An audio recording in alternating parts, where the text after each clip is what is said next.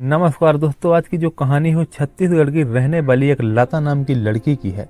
लता बेहद पढ़ाई लिखाई में होशियार होती है और बचपन से ही उसको पढ़ाई लिखाई का बहुत शौक होता है और उसका एक सपना होता है कि वो सरकारी नौकरी करेगी। इस तरह से चल रहा होता है। लता अपनी पढ़ाई करती रहती है और धीरे धीरे जब लता का टाइम गुजरता है, पढ़ाई पूरी हो जाती है। पढ़ाई पूरी होने के बाद उसका वो सपना भी पूरा होने वाला था, जो कि उसका सरकारी नौकरी का था। लता को सरकारी नौकरी मिल जाती है और अब लता जो है अपनी ड्यूटी करने लगती है। ड्यूटी करते करते 2 साल गुजर जाते हैं, सरकारी नौकरी भी मिल जाती है। सपना तो पूरा हो गया था, लेकिन उसकी उम्र काफ़ी हो गई थी। इन दिनों उसकी उम्र हो जाती है 30 साल, और 30 साल की उम्र होने के बाद लता के फैमिली वाले जो होते हैं वो बोलते हैं कि बेटी शादी कर लो, शादी का कोई तुम इंतजाम करो, कोई लड़का देखो। और इस तरह से उसका कहने के बाद उसके दिमाग में चलने लगता है कि उसको शादी करनी चाहिए, उसकी उम्र काफ़ी हो गई है। और इस तरह से जो है लता मैट्रिमोनियल साइट में अपने लिए लड़का देखने लगती है। ऑनलाइन जो शादी की वेबसाइटें होती हैं उनमें वो अपने लिए लड़का देखने लगती है। और धीरे धीरे करके लता की मुलाकात एक लड़के से होती है जो इंदौर का रहने वाला होता है और उसका नाम राजेश विश्वकर्मा होता है। राजेश विश्वकर्मा से वो बात करने लगती है, फ़ोन नंबर ले लेते हैं और व्हाट्सएप के जरिए बातचीत होने लगती है। कॉलिंग के जरिए भी दोनों में बातचीत होने लगती है। राजेश विश्वकर्मा नाम का जो लड़का मिला था उसको, वो लड़का बहुत जल्दीबाजी में था। वो बोल रहा था कि मुझे जल्द से जल्द शादी करनी है, जितना जल्दी हो सके शादी कर लो। और लता को जैसे लड़के की तलाश थी वैसे ही उसको मिल गया था। जो राजेश था वो बहुत पैसे वाला था। राजेश एक बिल्डर का काम करता था और उसके पास करोड़ों की संपत्ति थी और देखने में भी ठीक ठाक था। लता को लगता है कि उसको सही लड़का मिल गया है, जैसा उसको तलाश थी वैसा उसको मिल चुका है। पैसे वाला था, हर चीज़ था। लता भी उसको गंवाना नहीं चाहती थी। और जो है राजेश के कहने के बाद लता भी इस शादी में अपनी जल्दबाजी दिखाती है और 1 हफ्ते के अंदर अंदर शादी की डेट निकलवा ली जाती है। और राजेश यहाँ से छत्तीसगढ़ जाता है, इंदौर से, और छत्तीसगढ़ के बिलासपुर में एक बेहतरीन होटल बुक किया जाता है। वहाँ से उन दोनों की शादी हो जाती है। शादी के बाद जो है राजेश लता को लेकर के इंदौर आ जाता है और इंदौर में एक फार्म हाउस में उसको लेकर के चला जाता है और वहीं रहने लगता है। 1-2 दिन बीतने के बाद लता राजेश से कहती है कि तुम मुझे अपने घर लेकर के कब जाओगे। इस पर राजेश कहता है कि चिंता मत करो, मैं तुम्हें जल्द ही अपने घर भी ले जाऊंगा। इस तरह से और कुछ टाइम बीतता है। 1 हफ्ता होने को आया था, तभी राजेश क्या करता है कि लता का मोबाइल छीन लेता है और बोलता है कि तुम मोबाइल मत चलाओ, मुझे पसंद नहीं आता है कि दिन रात मोबाइल में लगे रहो। लता इस पर जवाब देती है, बोलती है कि मैं दिन रात कहाँ लगी रहती हूँ, मोबाइल चलाने का तो मुझे शौक ही नहीं है, सिर्फ काम से उपयोग करती हूँ। लेकिन वो फिर भी लता से उसका मोबाइल छीन लेता है और मोबाइल छीनने के बाद जो है उसको बोल देता है कि तुम घर पे ही रहना, मुझसे बिना पूछे या फिर बिना बताए कहीं घर से बाहर कदम मत रखना। अब इस पर लता को लगता है कि शायद राजेश का मूड खराब होगा, अभी बाद में सब ठीक हो जाएगा। लेकिन उसे क्या पता था कि ये सब उसके लिए हमेशा के लिए लागू हो रहा था, क्योंकि राजेश ने अपनी मनमानी के लिए ही लता से शादी की थी।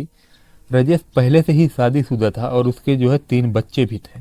लेकिन ये बात लता को नहीं पता होती है और लता उसको समझ रही थी कि वो शादीशुदा नहीं है, अभी तक उसकी शादी नहीं हुई है। अब धीरे धीरे करके राजेश का रवैया लता के प्रति बिगड़ता जाता है और उसको वो हमेशा डांटता फटकारता रहता। और कुछ टाइम बीतने के बाद वो अक्सर अपने दोस्तों के साथ आता, नशे में वहाँ पर शराब पीते और उसके बाद लता उनके लिए खाना बनाती। अब राजेश अपने दोस्तों को अक्सर लेकर के उस फार्म हाउस में आने लगा था। दोस्तों को लेकर के आता और लता से खाना बनाने के लिए बोलता। लता सबके लिए खाना बनाती, वो लोग खाते, वहीं शराब पीते और हल्ला गुल्ला करते, उसके बाद चले जाया करते। कुछ टाइम और बीतता है, उसके बाद राजेश की जो है हरकतें और बढ़ने लगती हैं।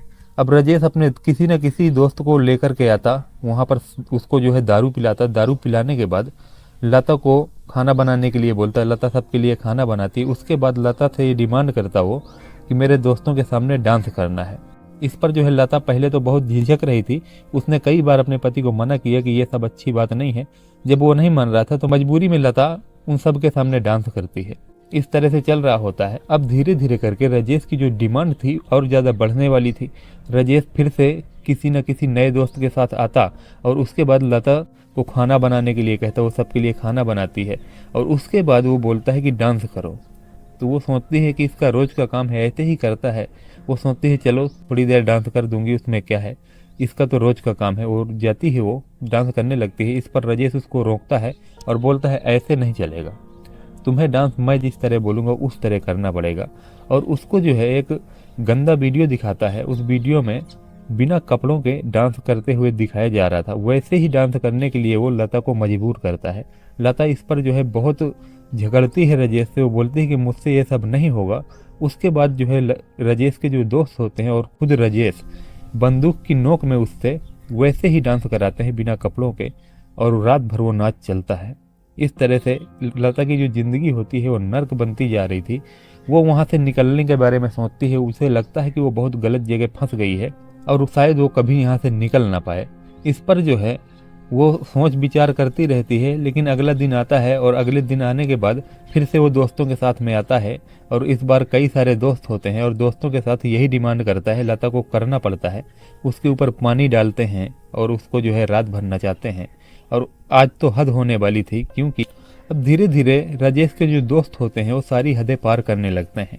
हदें यहाँ तक गुजर जाती हैं कि राजेश के जो दोस्त हैं वो लता के साथ जो है छेड़छाड़ करने लगते हैं और उसको टच करने लगते हैं। लता विरोध करती है, लेकिन उसके विरोध करने पर राजेश उसको बहुत जोर से डांटता है और बंदूक दिखाता है और बोलता है कि बिल्कुल शांत, जो करना चाहे उनको शांति से करने दो, एक भी विरोध अगर किया तो गोली चल जाएगी। इस तरह से उसको डरा धमका करके और उसके दोस्त उसके साथ संबंध बनाते हैं, बहुत गलत गलत काम करते हैं। इस तरह से उसकी ज़िंदगी नर्क से कोई कम नहीं थी, इस तरह से चल रही थी। और तभी काफ़ी टाइम गुजरने के बाद लता एक दिन उससे आग्रह करती है और वो बोलती है कि मैं थोड़ा मायके जाना चाहती हूँ, अगर तुम्हारी इजाज़त हो तो मैं कुछ दिन के लिए घूम आऊँगी। उसके बाद जब कुछ दिन रह लूँगी तो तुम बता देना, फ़ोन कर लेना, तो मैं वापस फिर से आ जाऊँगी।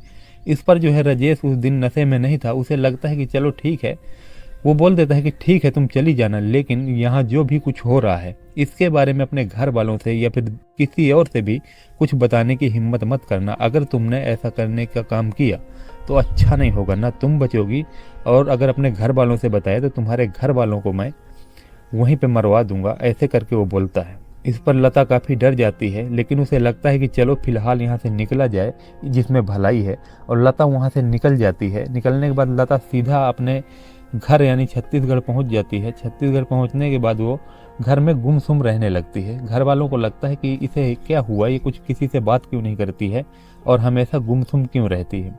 और इसी तरह कुछ टाइम बीतता जाता है। एक दिन राजेश का फ़ोन जाता है और राजेश लता से बोलता है कि लता तुम आ जाओ, मेरे दोस्त तुमको याद कर रहे हैं, वो तुमको बुला रहे हैं, जितना जल्दी हो सके तो तुम वापस इंदौर आ जाओ, इसी फार्म हाउस में आ जाओ।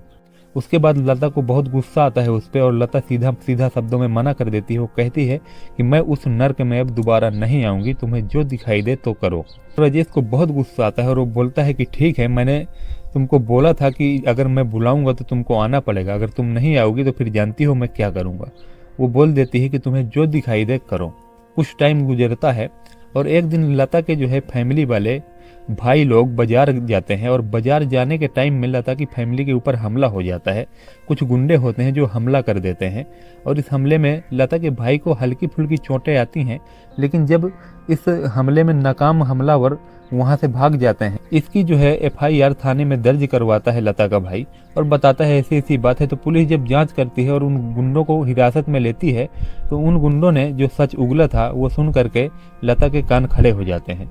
वो गुंडे बताते हैं कि हमको एक राजेश नाम के आदमी ने पैसे दिए थे और ऐसा ऐसा करने के लिए बोला था, तो हमने ऐसा किया।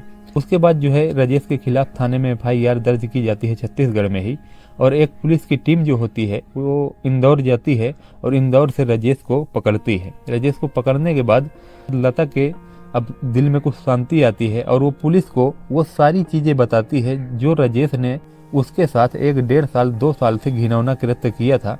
वो सारी चीज़ों का पोल पुलिस के सामने जो है लता खोल देती है। इस पर पुलिस जो है जांच करने के लिए एक टीम बनाती है, और वो छत्तीसगढ़ की पुलिस की एक जो टीम होती है वो वहाँ उस फार्म हाउस में इंदौर जाती है, और वहाँ जाकर के जब देखती है तो उस फार्म हाउस में कुछ ऐसा मिलता है जो पुलिस के कान खड़े कर देता है। क्योंकि दोस्तों उस फार्म हाउस में बहुत सारी ऐसी वीडियो क्लिप मिली थी जो लता की थी और बहुत बुरी अवस्था की थी।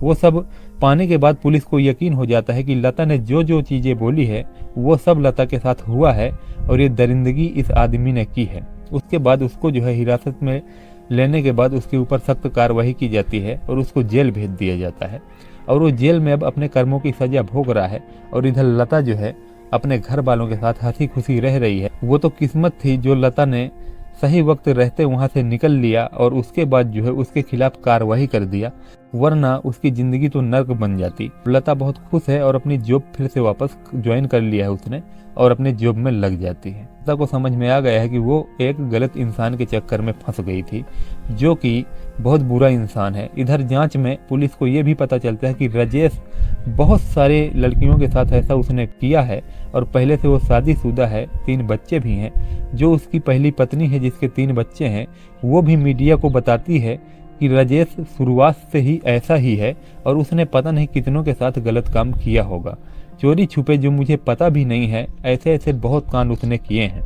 इस तरह से वो मीडिया को बताती है। तो दोस्तों, इस कहानी से ये समझ में आया है जो मैट्रिमोनियल साइट्स हैं, ऑनलाइन शादी के जो साइट्स हैं, उनमें जो है बहुत जांच पड़ताल करके ही कोई भी रिश्ता करें और रिश्ता करने से पहले पूरी तरह से उसके बारे में जान लें और जांच कर लें, उसके बाद ही निर्णय लें।